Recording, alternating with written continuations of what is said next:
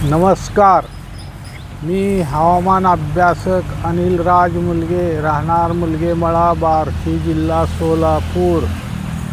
दिनांक 14 मार्च. आज राज्यात वारे वाहतील, त्यापैकी विदर्भात खान्देश, नाशिक, डहाणू, पालघर, मुंबई उपनगरात, पुणे, सातारा, कोल्हापूर, कोकणात तसेच अहिल्यानगर, संभाजीनगर, नांदेड, लातूर, धाराशिव, सोलापूर या जिल्ह्यात वाऱ्याचा वेग जास्त राहील.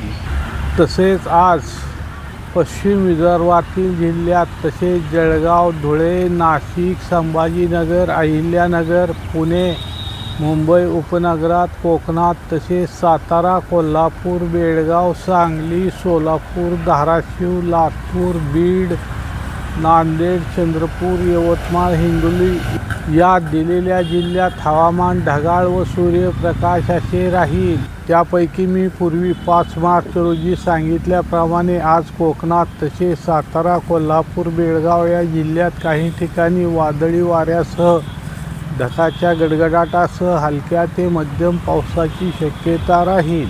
तसेच पुणे, सांगली, सोलापूर, लातूर, धाराशिव, नांदेड या जिल्ह्याच्या एखादे दुसरे ठिकाणी जर अचानक स्थानिक वातावरण तयार झाले तर त्या भागापुरता म्हणजे अर्थात 5 ते 10 किलोमीटर परिसरात थोडा वेळ पावसाच्या तुरळक ते हलक्या सरी पडण्याची शक्यता राहील.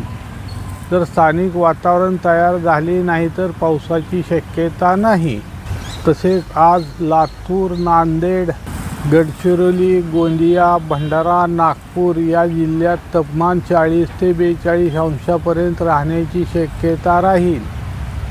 तसेच उद्या नागपूर, भंडारा, गोंदिया, गडचिरोली या जिल्ह्यात तापमान 40 ते 42 अंश राहण्याची शक्यता राहील. तसेच आज राज्याच्या इतर भागात तापमान 38 ते 40 अंश राहण्याची शक्यता राहील. तसेच उद्या दिनांक 15 मार्च रोजी राज्यात सांगली, सोलापूर तसेच मराठवाडा, विदर्भ येथे तापमान 38 ते 40 अंश राहण्याची शक्यता राहील. राज्याच्या इतर भागात 36 ते 38 अंश दरम्यान तापमान राहण्याची शक्यता राहील. तसेच 16 मार्चपासून पुढील 5 ते 6 दिवस राज्यात रात्रीच्या व दिवसाच्या तापमानात घट होत राहील. तसेच मी पूर्वी 5 मार्च व 7 मार्च रोजी सांगितल्याप्रमाणे दिनांक 16 ते 20 मार्च या काळादरम्यान पूर्व विदर्भाकडून वादळी अवकाळी पावसाची शक्यता राहील. त्यामुळे शेतकरी बंधूंनी उद्या दिनांक 15 मार्चपर्यंत आपली काही पिके करावायची असल्यास ती करून घ्यावी. सदर माझा हा व्हिडिओ आवडल्यास त्यास लाईक करा, सबस्क्राईब करा व शेअर करा. धन्यवाद.